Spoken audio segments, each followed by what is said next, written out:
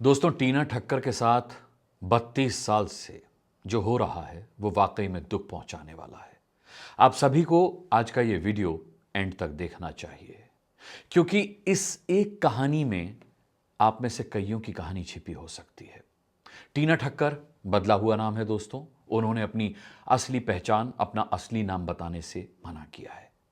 तो पहले मैं उनकी कहानी सुनाता हूं जो उन्होंने मुझे मेल पर लिखकर भेजी है, और फिर उनकी समस्या का समाधान बताने की कोशिश करूंगा।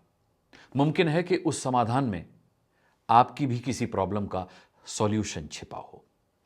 नमस्कार दोस्तों, मैं हूं आपके साथ अनुराग मुस्कान। दोस्तों, टीना ठक्कर लिखती हैं कि प्रिय सर, मेरी शादी को 32 साल हो गए हैं और मेरा एक 16 साल का बेटा है। शादी के बाद से मेरे पति ने कभी भी अपने परिवार वालों के सामने मेरा साथ नहीं दिया, भले ही वो गलत हों और मुझे बेवजह परेशान कर रहे हों। असल में वो ऐसा इंसान है जिसमें सच बोलने की हिम्मत नहीं है, और जब परिवार वाले शामिल होते हैं तो वो सच्चाई दिखाने से डरता है। उन्होंने कभी भी मुझे वो कुछ नहीं दिया जो एक पत्नी के तौर पर मुझे मिलना चाहिए था: प्यार, देखभाल, इज्जत या इमोशनल सपोर्ट। लेकिन उन्हें लगता है कि वो इस दुनिया के सबसे अच्छे पति हैं, क्योंकि उन्होंने मुझे नौकरी करने की आज़ादी दी है, अपनी पसंद के कपड़े पहनने दिए हैं और मुझे अपने दोस्तों और परिवार वालों के घर जाने की आज़ादी दी है। सच तो यह है कि मैं उनसे ज़्यादा कमाती थी, और कंपैरिजन अगर किया जाए, तुलनात्मक रूप से मैं ज़िंदगी की किसी भी मुश्किल स्थिति को संभालने में उनसे ज़्यादा स्मार्ट और समझदार हूं। और ये बात सब नोटिस करते हैं। जब भी उन्हें मेडिकल इमरजेंसी या नौकरी में कोई दिक्कत हुई है तो मैंने हमेशा उनकी मदद की है। जब उनकी नौकरी चली गई थी तो मैंने अपनी कंपनी में उनकी नौकरी के लिए सिफारिश तक की, और फिर भी वो इसकी तारीफ नहीं करते, इसको अप्रिशिएट नहीं करते, बल्कि मेरी कंपनी में आने के बाद वो एक पति के तौर पर और भी ज़्यादा टिपिकल हो गए हैं, मुश्किल हो गए हैं, इम्पॉसिबल हो गए हैं, क्योंकि अब वो मुझसे ज़्यादा कमाते हैं और एक सीनियर बिजनेस मैनेजर के तौर पर उनके पास पूरी अथॉरिटी है, और वो मेरे काम में दखल देकर और स्टाफ से जुड़े कुछ फैसले लेकर मुझे परेशान करते हैं, जबकि ये फैसले एक एचआर के तौर पर मुझे लेने चाहिए। हमारे मालिक जो है वो पिता के समान हैं, और जब मैंने उनसे परिवार की कोई समस्या शेयर की और उन्होंने मेरे पति को सलाह देने की कोशिश की, तो उन्होंने हमारे सर के सामने मेरे बारे में बुरा भला कहा और कहा कि मैं बेवजह मुद्दा बना रही हूं और छोटी छोटी बातों को बड़ा कर रही हूं। वो ऑफिस और घर के काम के अलावा मुझसे बात नहीं करते और सारा दिन लैपटॉप और मोबाइल पर रहते हैं। इसके अलावा बचपन से ही जब भी मैंने अपने बेटे को अच्छी बातें सिखाने की कोशिश की तो उन्होंने ये कहकर मेरा विरोध किया कि वो छोटा बच्चा है, और उसके सभी गलत व्यवहार और मांगों पर उसे वो बहुत लाड़ प्यार करते हैं। माता पिता के तौर पर हमारी अलग अलग राय के कारण मेरे बेटे ने मेरे साथ बदतमीजी करना शुरू कर दी है और मुझे नज़रअंदाज करने लगा है, क्योंकि उसे अपने पिता से हर उस चीज़ के लिए हरी झंडी मिल जाती है जो वो चाहता है, लेकिन मैं उसकी सभी मांगों पर आंख बंद करके हाँ नहीं कहती। वो मोबाइल का बहुत ज़्यादा आदी हो गया है और सोशल मीडिया और दूसरे गेम्स में समय बर्बाद करता है। उसे अपना रोज़ का काम करना नहीं आता और वो कभी भी समय पर स्कूल वैन नहीं पकड़ पाता। मेरे पति ने हमेशा उसकी सभी गलतियों और कमियों को छिपाने और मुझसे चुप रहने और मेरे बेटे से कुछ भी ना कहने की हिदायत दे रखी है। मेरे पति मेरे बेटे के सारे रोज़ाना के काम करते हैं, उसे सुबह जगाने से लेकर उसका टिफ़िन बॉक्स तैयार करने तक। हालांकि इन्होंने लिखा है कि इनके पास कुक है। उन्होंने लिखा है आगे कि और ज़्यादातर वही उसे स्कूल छोड़ने जाते हैं, जबकि हमने स्कूल वैन के पैसे दिए हुए हैं। उन्होंने कभी पिता होने के नाते उसे ये समझाने की कोशिश नहीं की है कि क्या सही है और क्या गलत है, और ना ही उन्होंने कभी मेरा साथ दिया या मुझे उसे सही गलत सिखाने दिया। अब 1 साल से मेरा बेटा मुझे धमकी देने लगा है, और मैं कुछ भी कहती हूं या उसे कुछ करने से रोकती टोकती हूं तो वो मुझे मारता है। मेरे पति हमेशा अपने भाई बहन का साथ देते हैं जो मुझसे बात तक नहीं करते। जब भी हम मिलते हैं तो मेरी बेइज्जती करते हैं, लेकिन उन्हें इससे कोई दिक्कत नहीं है। हम मेरी प्रेगनेंसी के बाद से अलग अलग कमरों में सोते हैं, क्योंकि वो शादी के बाद से ही ऐसे बोरिंग हैं और मुझ में कोई दिलचस्पी नहीं रखते। उन्होंने सिर्फ काम में और हमारे बेटे को लाड़ प्यार करने में ही दिलचस्पी दिखाई है। मेरा बेटा मेरे पति के अलावा किसी का सम्मान नहीं करता। वो इतने अंधे पिता हैं कि उन्हें अपने बेटे का कोई भी गलत व्यवहार या गलत काम दिखाई ही नहीं देता। मेरे किसी भी बलिदान और सपोर्ट की वो कभी तारीफ नहीं करते, और ना ही उन मुश्किलों की जो मैंने शादी के बाद से अकेले झेली हैं, ताकि खुद को उनके परिवार वालों की बेइज्जती और अनदेखी से बचा सकूं, इग्नोरेंस से बचा सकूं। मेरे माता पिता और परिवार वालों ने कभी मेरा साथ नहीं दिया, और इसीलिए उन्हें पूरा भरोसा है कि मैं अलग नहीं जाऊंगी, क्योंकि मैं कमाती हूं और आत्मनिर्भर हूं। मैं अलग होने का फैसला कई बार कर चुकी हूं, लेकिन वो मुझे ऐसा करने नहीं दे रहे और हर बार मुझसे वादा करते हैं कि वो अपना व्यवहार सुधारेंगे, यानी इनके पति, और मेरा साथ देंगे। लेकिन 2 या 3 या 4 या 5 दिन बाद वो फिर से अपने पुराने व्यवहार पर लौट आते हैं, जहां वो ज़्यादातर समय काम में रहते हैं। मेरे भाई बहन भी मुझसे मेरी उम्र 53 साल और समाज की वजह से समझौता करने के लिए कह रहे हैं। यानी इनके भाई बहन भी ये कहते हैं कि बहन अब तुम 53 ईयर्स की हो गई हो और फिर सोसाइटी में लोग क्या कहेंगे, तो सब कुछ जो हो रहा है वो सहो। मैं सच में बहुत थक गई हूँ और निराश हूँ, और जीने या कुछ भी करने की कोई इच्छा बाकी नहीं है, क्योंकि मैंने अपनी ज़िंदगी में दिलचस्पी खो दी है। ये ज़िंदगी सिर्फ एक नर्क जैसी है। मैंने सब कुछ ट्राई किया, प्रोफेशनल काउंसलिंग, भाई बहनों और ऑफिस से मदद ली, लेकिन सब कहते हैं कि वादे के बावजूद मेरे पति में कोई सुधार नहीं हो रहा है। मैं बहुत लाचार महसूस कर रही हूँ जब मैं अपने बेटे को अपना कीमती समय और ज़िंदगी गलत कामों में बर्बाद करते हुए देखती हूँ, और उसमें अपने छोटे मोटे काम और जिम्मेदारियों को संभालने के लिए कोई भी प्रैक्टिकल स्किल्स और अनुभव नहीं देखती हूँ। वो हर चीज़ में इतना घमंडी और ओवर कॉन्फिडेंट है कि अगर मैं, टीचर या कोई भी बड़ा उससे कुछ कहता है तो उसे इसमें अपनी बेइज्जती महसूस होती है। मेरी ज़िंदगी ऐसी है जैसे मुझे अपने किसी कर्म की सज़ा मिल रही हो, और मुझे पता भी नहीं है कि वो किस कर्म की सज़ा मिल रही है मुझे। मेरे पति को स्प्लिट पर्सनैलिटी है, और वो घर के बाहर और ऑफिस में सबके साथ बहुत अच्छा व्यवहार करते हैं।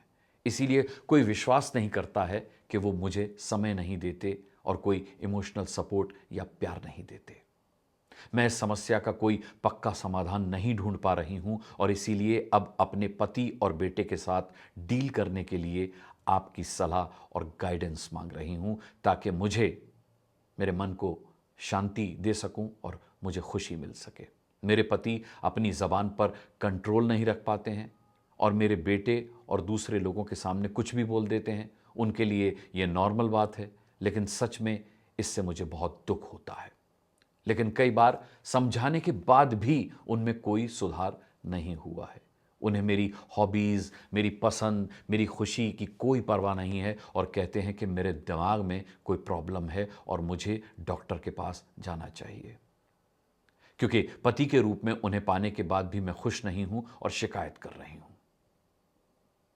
लंबे ईमेल के लिए सॉरी, और आपके धैर्य और मेरी स्थिति को समझने के लिए धन्यवाद, और आपके पॉजिटिव जवाब की मुझे उम्मीद है।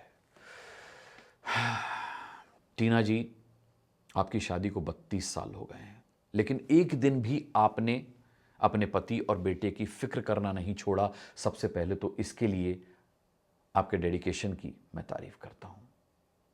वैसे तो कोई भी फैसला दोनों पक्षों को सुनने के बाद ही करना चाहिए, लेकिन यहां क्योंकि दूसरा पक्ष मौजूद नहीं है, तो सिर्फ आपकी बात पर यकीन करके मैं बस इतना ही कहना चाहूँगा कि आप पर जो बीत रही है उसे पढ़कर बस यही कहा जा सकता है कि आपके पति आपकी ज़िंदगी में जितनी प्रॉब्लम्स क्रिएट कर सकते हैं वो क्रिएट कर रहे हैं।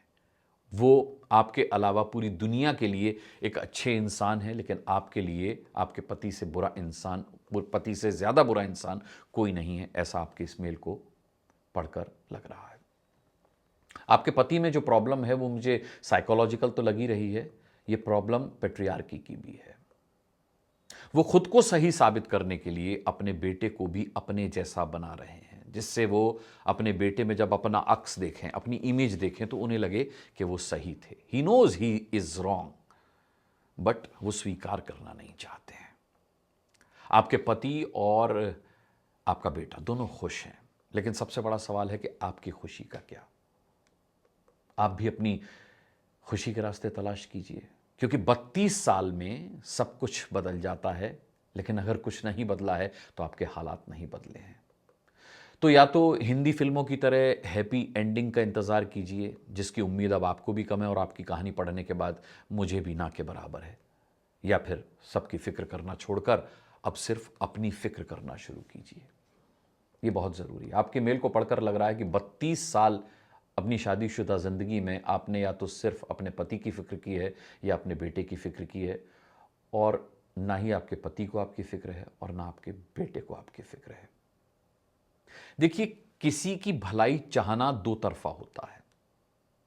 आप अपने पति की और अपने बेटे की भलाई चाहती हैं, ये ज़रूरी है कि वो दोनों भी आपकी भलाई में इंटरेस्ट लें। संबंधों का जो लिहाज होता है ना, वो केवल आप ही करती रहेंगी तो उसका फ़ायदा नहीं होगा, बल्कि उसका नुकसान होगा, और आप 32 साल से नुकसान उठा रही हैं। जब सबसे उम्मीद टूट जाती है तो खुद से उम्मीद लगाने का मुझे लगता है कि खूबसूरत मौका होता है, और ये खूबसूरत मौका आपके पास है, क्योंकि आप अपने पति से भी उम्मीद खो चुकी हैं और आप अपने बेटे से भी उम्मीद खो चुकी हैं। तो आप सिर्फ अपने आप से उम्मीद कीजिए, अपने आप में पॉसिबिलिटीज़ देखिए। अब ये जो रायता फैल चुका है, इसको समेटने की कोशिश मत कीजिए, क्योंकि और फैलता जाएगा।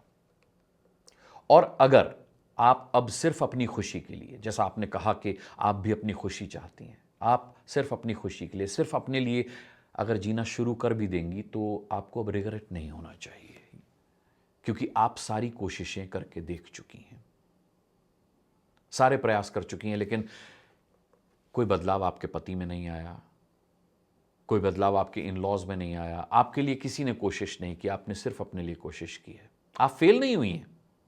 मैं ये नहीं कहूंगा कि आप अपनी कोशिशों में फेल हो गई, लेकिन आप एक जगह फेल हुई हैं, अपनी फिक्र करने के मामले में। आपकी कहानी बताती है कि अब तक आपके रिश्तेदारों, आपके दोस्तों, यहां तक कि आपके जो कलीग्स हैं, सहकर्मी तक, सबको पता चल चुका है कि आपको मेंटली टॉर्चर किया जा रहा है। ऐसे में आप अगर कोई लीगल एक्शन या फिर कोई इमोशनल मूव लेती हैं, तो मुझे नहीं लगता कि कोई आपको गलत ठहराएगा या किसी को कोई आश्चर्य होगा। मेरा इशारा आप समझ गई हैं, लीगल हेल्प से मेरा क्या मतलब है और इमोशनल सपोर्ट से आपका मेरा क्या मतलब है। तो अगर आप किसी भी एक दिशा में जाती हैं, या लीगल हेल्प की तरफ या इमोशनल सपोर्ट की तरफ, तो आपकी स्थिति हर कोई जानता है। आपको मुझे नहीं लगता कि कोई दोष देगा। आपने कहा कि आप प्रोफेशनल हेल्प ले चुकी हैं, साइकेट्रिस्ट की मदद ले चुकी हैं, काउंसलिंग ले चुकी हैं। टीना जी, आपको प्रोफेशनल हेल्प की ज़रूरत ही नहीं है, आपको इमोशनल हेल्प की ज़रूरत है। आप बीमार नहीं हैं, आपका दिमाग बिल्कुल ठिकाने पर है, लेकिन सोचने वाली बात यह है कि उसके बावजूद भी कोई आपका साथ क्यों नहीं दे रहा है। कोई बात नहीं, कई बार होता है ज़िंदगी में ऐसे फेज़ आते हैं जब कोई हमारा साथ नहीं देता है, लेकिन तब हमें खुद अपना साथ देना चाहिए। आप उस स्थिति को पार कर चुकी होती है। मैं हमेशा अपनी रील्स में भी कहता हूं कि जब बुरा वक्त आता है, तब असली और नकली की पहचान होती है। कौन हमारा अपना है, कौन पराया है, इसकी पहचान होती है। वरना हम कन्फ्यूजन में ही जीते रहते हैं, और कई बार तो कई लोग कन्फ्यूजन में ही मर जाते हैं, पता ही नहीं लगा पाते मरते दम तक के कौन अपना है कौन पराया। कम से कम आप उस स्थिति को पार कर चुकी हैं, आपको ये पता चल चुका है आपका कौन अपना है कौन पराया। खुद अपने आप से बड़ा साथी इंसान का कोई नहीं होता।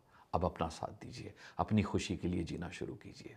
किसी और तरह की राय मशवरे की ज़रूरत हो तो मुझे बताइएगा। ऑलरेडी ये वीडियो बहुत बड़ा हो चुका है। मैं कोशिश करूंगा कि मेरे लगातार वीडियो अगर आप देखती रहेंगी तो आपको, जैसे आज आपकी प्रॉब्लम और इसके सॉल्यूशन में मेरी राय में कई लोगों को अपनी प्रॉब्लम और अपने सॉल्यूशन मिलेंगे, ऐसे ही तमाम वीडियोज़ जो मैं बनाता रहता हूँ, उन्हें अगर आप लगातार देखती रहेंगी तो हो सकता है कि आज जो रह गया है वो आपको किसी अगले वीडियो में सुनने को या देखने को मिल जाए। आपकी ज़िंदगी की खुशहाली के लिए बहुत बहुत शुभकामनाएं देता हूँ। आपको ऑल द बेस्ट कहता हूँ। बहुत जल्द अगले दर्शक के एक और सवाल के साथ और उसके समाधान के साथ फिर हाजिर हो जाऊंगा। तब तक के लिए आप सभी अपना बहुत बहुत ख्याल रखिएगा। इस पेज को, इस चैनल को सब्सक्राइब कीजिए। कमेंट बॉक्स में बताइएगा, अगर आपका भी कोई सवाल है तो मैं लेने की कोशिश करूंगा। ये वीडियो आपको कैसा लगा, अपनी राय ज़रूर रखिएगा। मैं अगली वीडियो में आपसे फ़ौरन तुरंत बहुत जल्द मिलता हूँ। तब तक के लिए इजाज़त दीजिए। नमस्कार।